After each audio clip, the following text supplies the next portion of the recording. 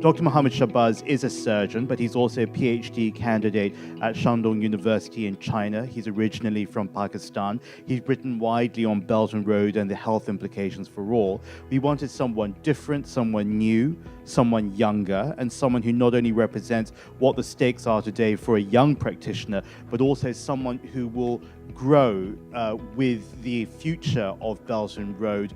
And I'm not saying that we won't, but I'm just saying that he will more immediately. I think I'm aging us all over here. But someone who really has the opportunity to bring Belt and Road to its full fruition and to its new reality. So if you can join me in welcoming Dr. Muhammad Shahbaz.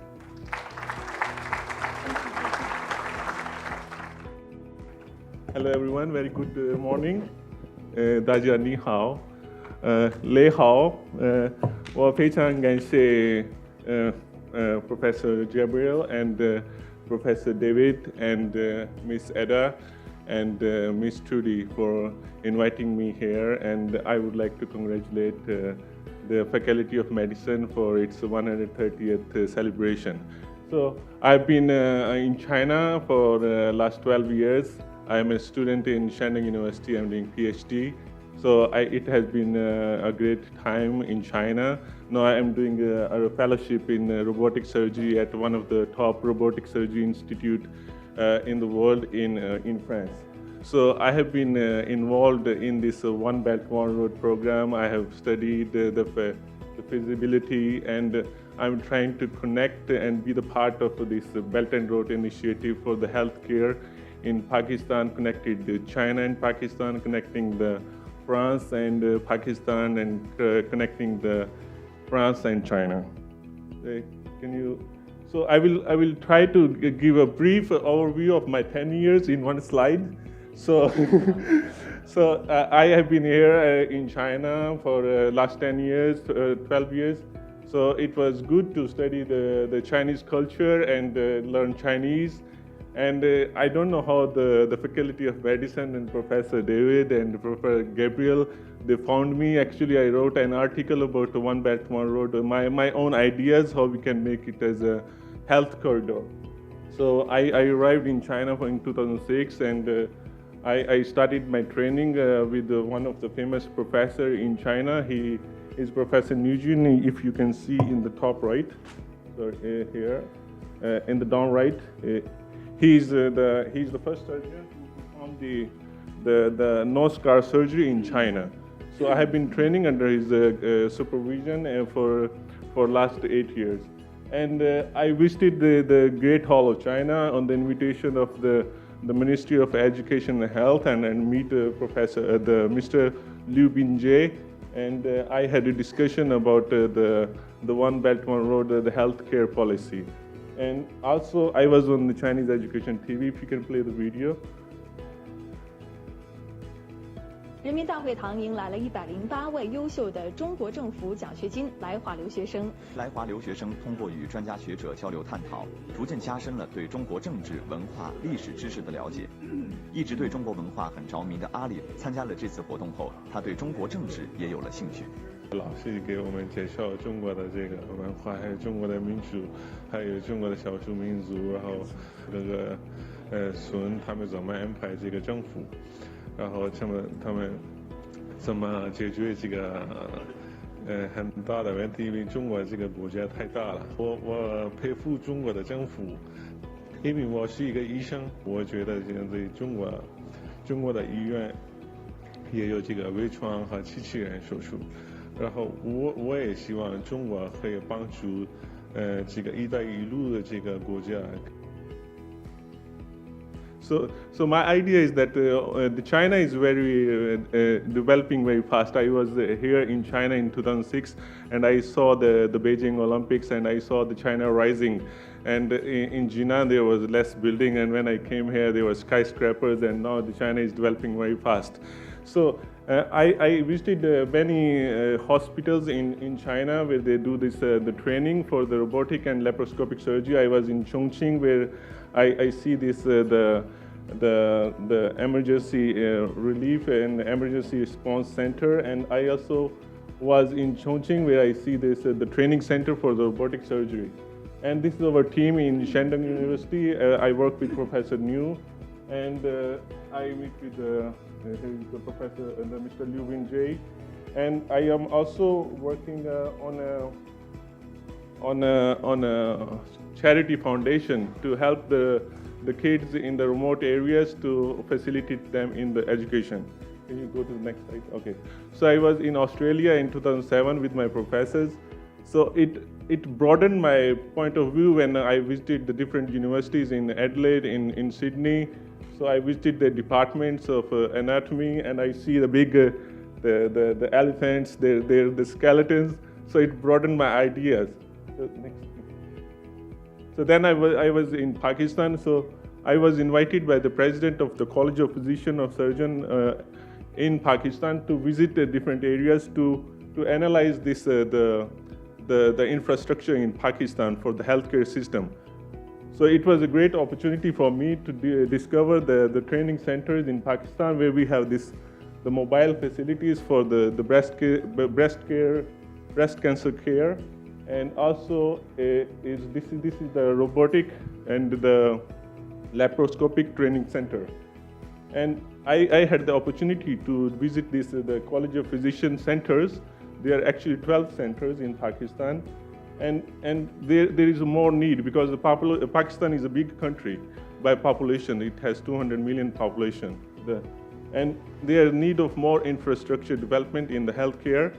And there are about 340,000 new cancer patients every year, and most of them, about 60% of the patients, they don't have the adequate care for the cancer treatment. So there is a need also to train the surgeons and the doctors in Pakistan, because the Pakistan have a big infrastructure. They have this we also have the system of the British system. After the 1947, the independence, that we still have the healthcare infrastructure delivered by the British government. So there is a big need to develop the infrastructure for the training in the medical sector. Can you go to the next slide? So I had the opportunity to go to France and do this fellowship in the robotic surgery and one of the advanced training center in France. So when I was there, I had an idea why I don't take this technology to Pakistan, because I'm the first surgeon from Pakistan who is doing this training in France. So I talked with the president of the institute, Professor Jack Maresco, who did the first telesurgery in the world. He's very famous in the world. This Professor Jack Maresco is sitting here. So I talked with him. I arranged some visits. I invited the ambassador of Pakistan to visit the institute. He is the ambassador of Pakistan. He visited the institute, and then we are on the way to collaborate between the College of Physician and Surgeon of Pakistan and between the France. So as you know, everybody is talking about China, 1 Belt and 1 Road. And when I came to China, I see the Beijing Olympics. I saw the Chinese Dream, Chunghwa Meng. And then I thought about, I'm hearing about 1 Belt, 1 Road. And wherever I go, I say, okay, Ita Ilu. So my perspective of this Ita Ilu is different. I want to make this Ita Ilu as the health corridor. So I gave this idea. I wrote an article in China Daily. It went to the Telegraph and then circulated, and I am standing here today to give a speech. So you can see the Belt and Road, and I want to make it as the health corridor. Can you go to the next? So all this, the presentation is my idea. So it totally is my own idea. So I want to give this logo to the health corridor. This is the Wi-Fi system, is the telemedicine, is the hospital, and is the pharmacy, which are an essential part of the hospital. So in the new century, with the development of the medicine, it is becoming more and more telesurgery, telemedicine, and there is the requirement of the new century. So here I want to develop this the health corridor. So I draw a map. So I want to have this the regional health corridor, and the regional healthcare center in every country, which can cover the different areas nearby. So it can be in Beijing, in Jinan, where I study, in Xi'an, in Urumqi, which can cover this area, and in Russia, it can be in this Tomsk, and in Moscow, which can cover this region. And also in Pakistan, is the Pakistan and the China Economic Corridor. It can cover this region, and Tehran and Istanbul and so on. So can you go to the next slide? So the regional healthcare center, according to my idea, it can consist of the hospitals, IT lab, and the big data center, pharmaceutical institute, and paramedical institute, medical university, central research and lab, innovative medical training center, and multidisciplinary center. So these can all be connected together and interlinked together. Next. So this is the map I draw for my regional healthcare center. So it can include a robotic surgery institute, a telemedicine, and a research lab, central lab, hospital, pediatric hospital, different hospital department. It can be connected with the big data and the audiovisual center and the pharmaceutical lab and a different institute. Next. So this is a short video about the Professor Jack Maresco. He did the first telesurgery in the world in 2001. So I had the privilege to work with him in the Robotic Surgery Institute. About distant care or telemedicine. So this is the in areas with doctor shortages, when care is needed, but there is no medical professional or device around that location, we need help.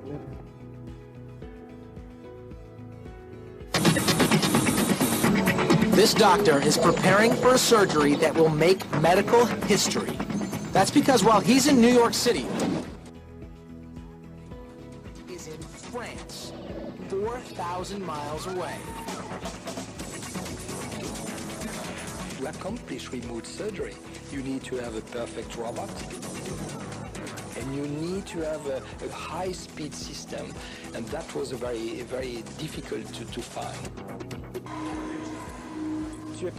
Are you ready now? Now, using 2 joysticks to maneuver the robotic arms, he begins the delicate procedure to remove the diseased gallbladder. Professor Maresco was sitting in New York and he was performing a surgery on a patient in Strasbourg, France. If the robotic arm malfunctions, the scalpel could slice open organs, causing massive internal damage or even death. But almost 1 hour after the first incision, the surgery is over and history is made. So we can also use this, with the advancement of the technology, we have this Watson doctor which can help us to diagnose this disease. So can you play the video?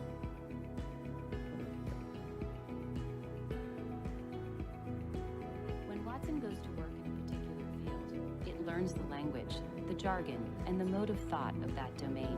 Take the term cancer, for instance. There are many different types of cancer, and each type has different symptoms and treatments.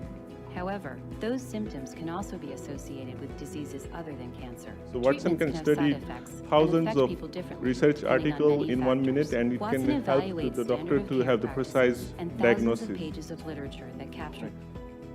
So the research and development is also important part of this, the medicine. So where the institute where I am working, they have this visible patient where we can see the patient internal organ. We can construct the 3D image of the patient, which can help to have the better diagnosis and precise operation with the less incision and the less complication. We are working on this technology, and in the future it will be more used in the world. So it can also be used there's also exoskeletons, and everybody nowadays is having their personal sensors, and in the future there will be end of chemotherapy, and there will be no scar surgery, where we will operate without any scar. And there will be no need for taking the daily pills. We will have some kind of sensors. They will release the dose according to the patient need. And they're also 3D printing, which we can use in the medicine for the orthopedics, prosthetic joints, and so on. So the Pakistan has a huge opportunity. Is the land where we have the 7th biggest pool of scientists, and we also have this the big pharmaceutical industry, and we have around 20,000 specialist doctor. We have around 175,000 doctors, which need constant training. And with the training demand increase, it is more important to have this link between China and the already developed countries, where they have this developed training system and training institute. So if we can connect the China and the other developed countries with this route to Pakistan, it can help to train the doctors and surgeons.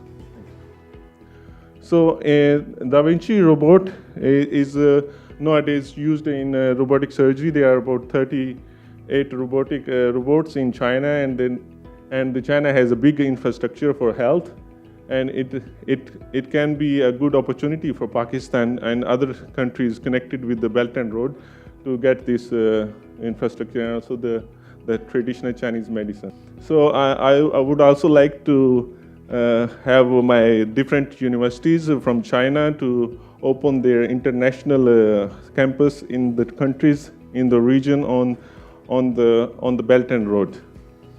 So they can be a multidisciplinary link between the hospital, universities, training center, research and development, IT department, and pharmaceutical institutes. And we can also have this mobile hospital and medical tourism.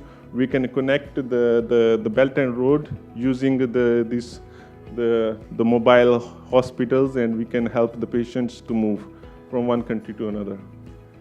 And this is my idea of why we don't, the Belt and Road countries, why we don't develop a unique force, the medical force, where we can have the force of the doctors, nursing staff, and paramedical staff.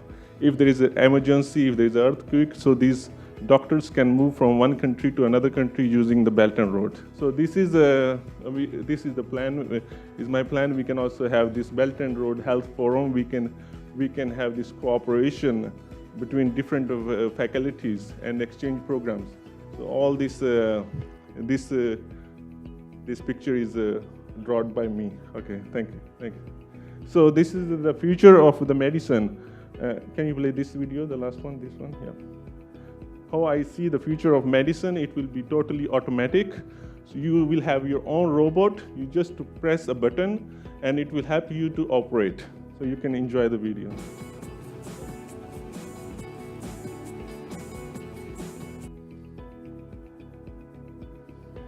So just you have the emergency procedure, you click on it, and the robot will operate for you.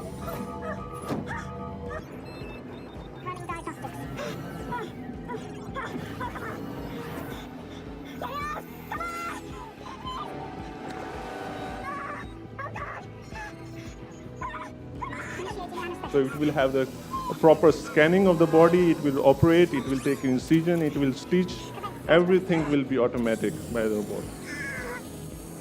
So you will see in the next 20 years, 30 years is a reality, it will be a reality.